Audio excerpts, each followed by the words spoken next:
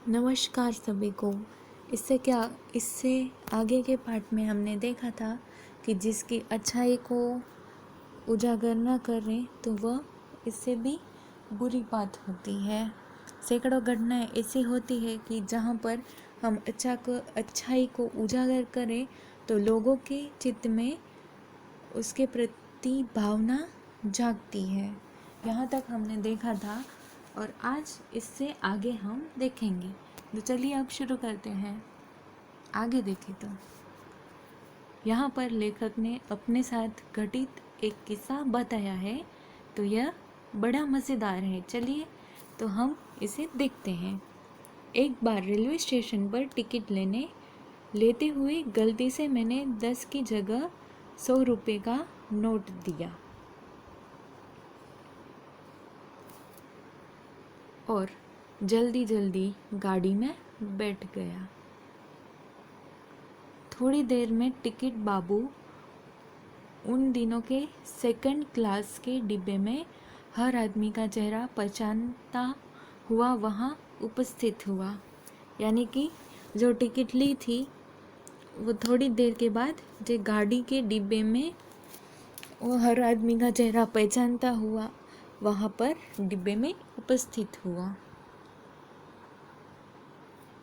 और बड़ी विनम्रता के साथ मेरे हाथ में 90 रुपये दिए और बोला, यह बहुत बड़ी गलती हो गई थी।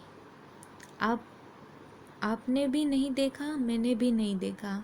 उसके चेहरे पर विचित्र संतोष की गरिमा थी। तो उसने जो 90 रुपये थे वो वापस लौटा दिए और कहा, यह बहुत बड़ी गलती हो गई। आपने भी नहीं देखा और मैंने भी नहीं देखा। इसके बाद उसके मुख पर विचित्र एक संतोष सा देखने को मिला और तो यह बड़ी गलती हो गई। आपने भी नहीं देखा और मैंने भी नहीं देखा।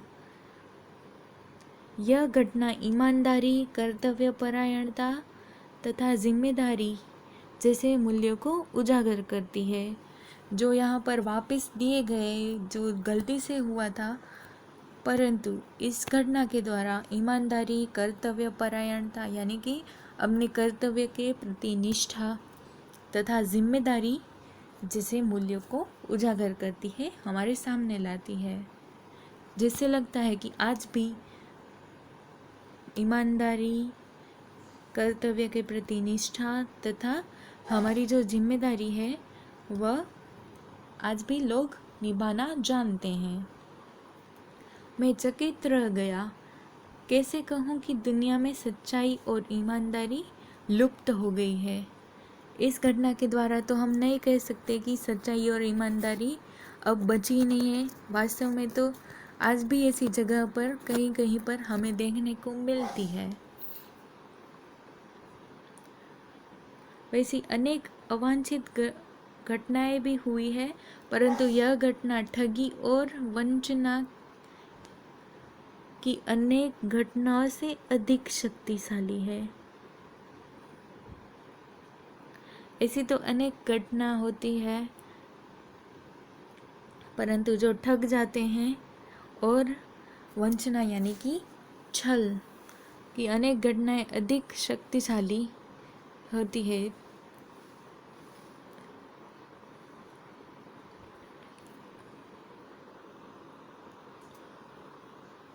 यहाँ पर यह कहा गया है कि वैसे तो ऐसी घटनाएं होती रहती है, पर ईमानदारी का कार्य जब होता है तब ऐसी घटनाएं सभी कम होती है और ईमानदारी वाली घटनाओं की शक्ति अधिक बढ़ जाती है।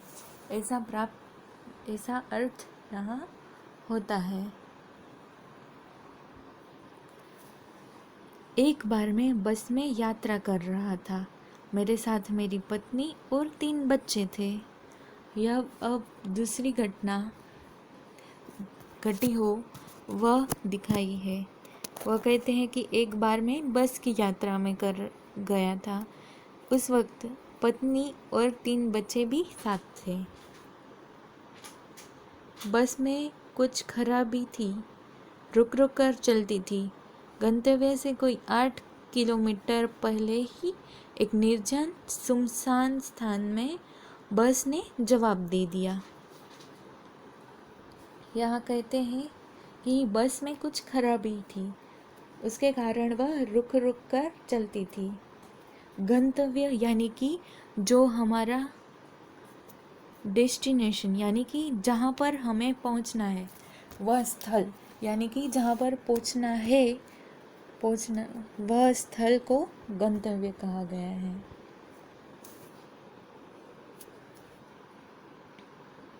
गंतव्य से कोई 8 किलोमीटर पहले ही एक निर्जन सुनसान स्थान पर बस ने जवाब दे दिया, यानी कि जहाँ पहुँचना था उससे 8 किलोमीटर दूरी पर बस ने अपना जवाब दे दिया, यानी कि बस रुक गई, यानी कि बिगड़ गई। रात के कोई 10 बजे होंगे। यह जब हुआ बस रुक गई, उस समय रात के 10 बजे थे। बस में यात्री घबरा गए, यानी कि बस में जितने भी बैठे हुए थे वह सारे लोग घबरा गए। कंडक्टर ऊपर गया। यहाँ चित्र में आप देख पा रहे हैं, कंडक्टर ऊपर गया और एक साइकिल लेकर चलता बना। ऊपर गया, उसने साइकिल निकाली और फिर चलता बना। लोगों को शक हो गया कि हमें धोखा दिया जा रहा है। बस में बैठे लोगों ने तरह तरह की बातें शुरू कर दी। बस में जितने भी बैठे थे वह सोचने लगे कि हमें धोखा दिया जा रहा है और तरह तरह की बातें करने लगे। किसी ने कहा, यहाँ डकैती होती है, 2 दिन पहले इसी तरह एक बस को लूटा गया था।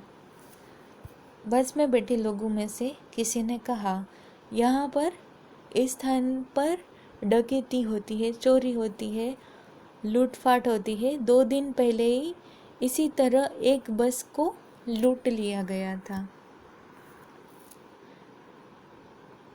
परिवार सहित अकेला मैं ही था, यानी कि जो परिवार के साथ हो वह मैं अकेला ही था। बच्चे पानी पानी चिल्ला रहे थे, पानी का कहीं ठिकाना न था। ऊपर से आदमियों का डर समा गया था, यानी कि परिवार सहित अकेले लेखक ही थे और उनके बच्चे पानी पानी चिल्ला रहे थे। पानी का कहीं ठिकाना भी न था, कहीं से मिल पाए ऐसा नहीं था और ऊपर से आदमियों का डर समा गया था, यानी कि आदमियों को एक डर सा लगने लगा था। कुछ नौजवानों ने ड्राइवर को पकड़कर मारने पीटने का हिसाब बनाया। उनके चेहरे पर हवाइयाँ उड़ने लगी। लोगों ने उसे पकड़ लिया, यानी कि बस में बैठे हुए कुछ नौजवानों ने ड्राइवर को पकड़ा और मार पीट करने लगे। यह सब वातावरण देखकर ड्राइवर के चेहरे पर हवाइयाँ उड़ने लगी। लोगों ने उसे पकड़ लिया। वह बड़े कातर ढंग से मेरी ओर देखने लगा और बोला, हम लोग बस का कोई उपाय कर रहे हैं, बचाइए, ये लोग हमें मारेंगे। यानी कि ड्राइवर को लेखक की ओर देखने लगा और बोला कि हम लोग बस का कोई उपाय कर रहे हैं, बचाइए, ये लोग हमें मारेंगे। डर तो मेरे मन में भी था, पर उसकी कातर मुद्रा देखकर मैंने यात्रियों को समझाया कि मारना ठीक नहीं है। डर तो सबको लग रहा था, पर लेखक ने यह कहा कि मारपीट करना ठीक नहीं है।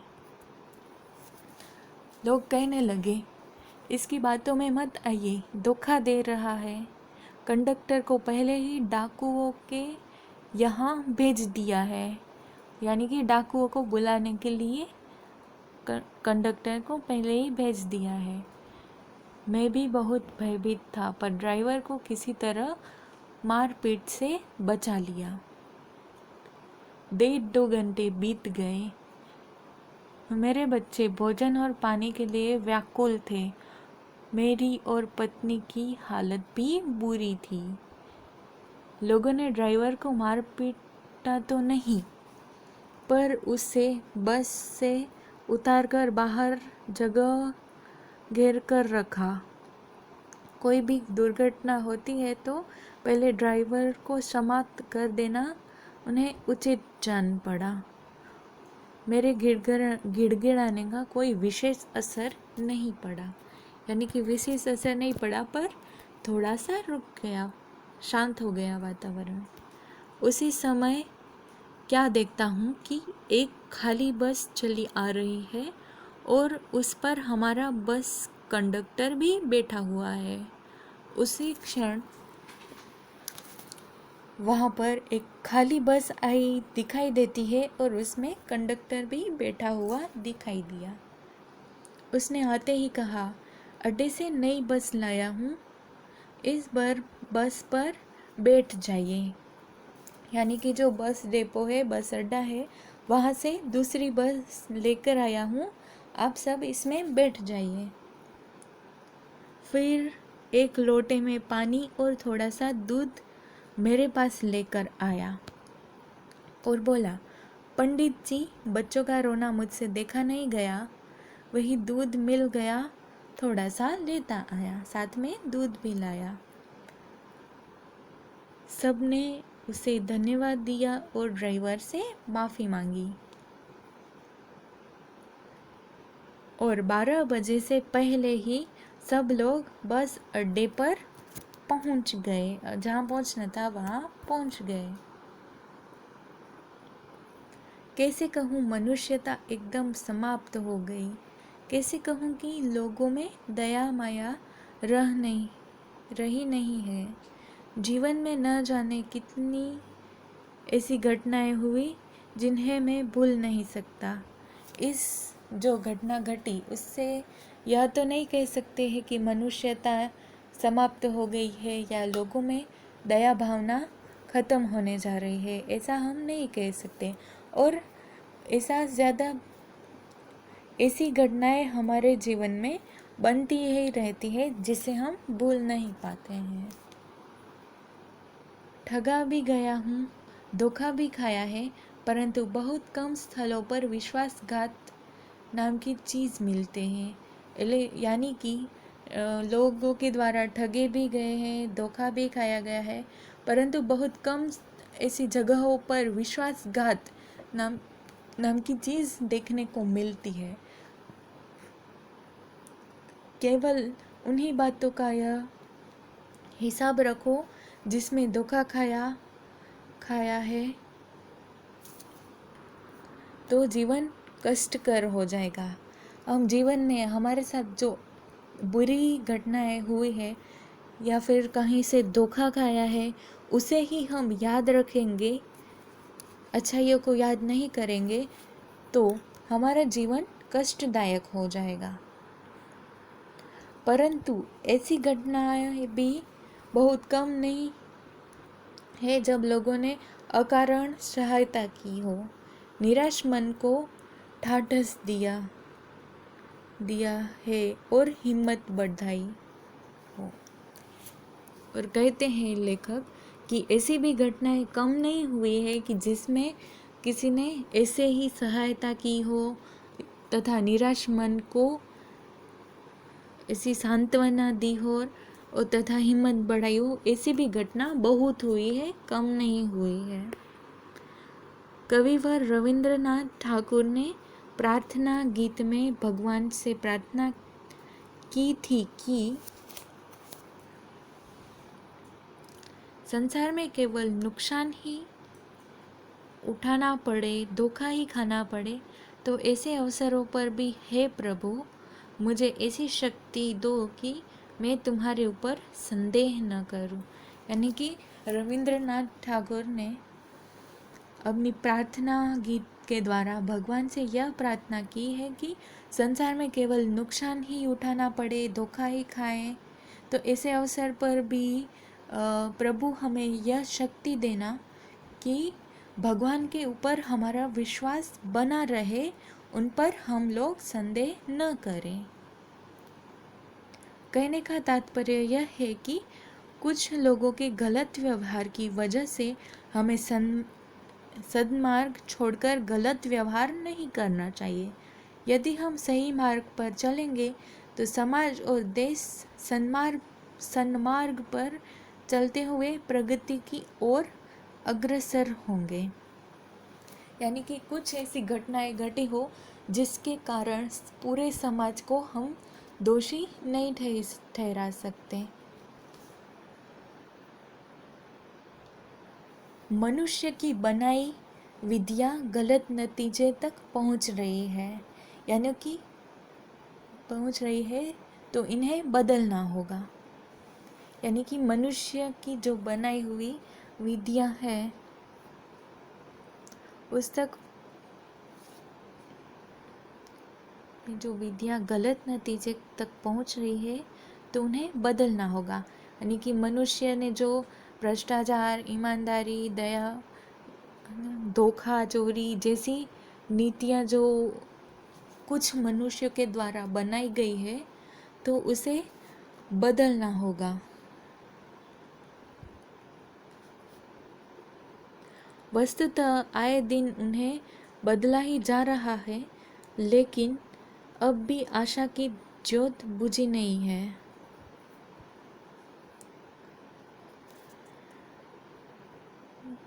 तथा नैतिक मूल्यों से हमें आगे बढ़ते रहना चाहिए और समाज में नई व्यवस्थाएं बनाए रखनी चाहिए।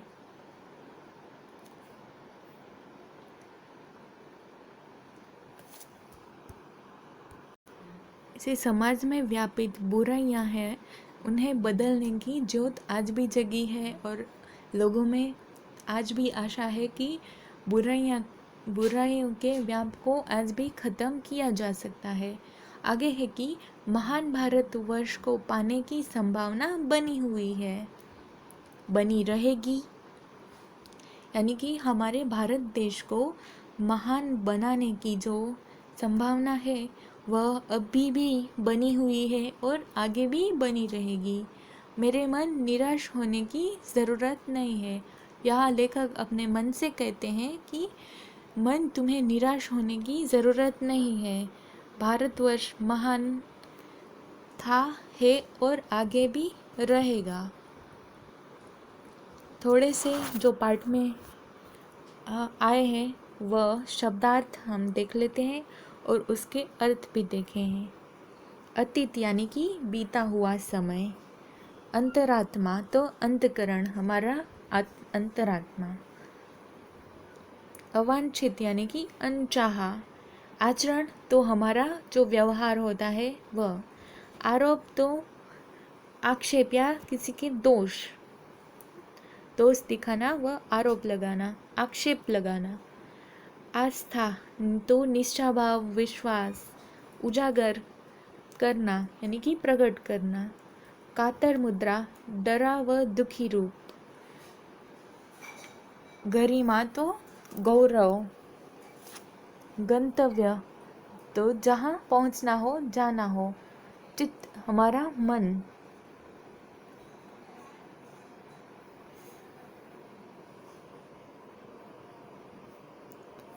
तस्करी तो चोरी। त्रुटियाँ तो गलतियाँ। दकियानूसी यानी पुराने विचार वाला। निर्मित तो बनी हुई। हम बोलते हैं जैसे कि निर्मित, निर्माण हुआ तो बना हुआ। निरीह तो असहाय। पर्दाफाश करना तो वास्तविकता बताना। प्रतिष्ठा तो आदर सम्मान। प्रमाण तो सबूत। भयभीत हो तो डरा हुआ। भ्रष्टाचार तो भ्रष्ट आचरण, बुरे काम। मनीषी तो विद्वान जो ऐसे पंडित वगैरह जो विद्वान ज्ञानी लोग होते हैं वह। तो मूल्य तो आदर्श, जैसे कि हमने आगे भी देखा, मूल्य ईमानदारी वगैरह जो आदर्श जीवन के जो मूल्य है वह।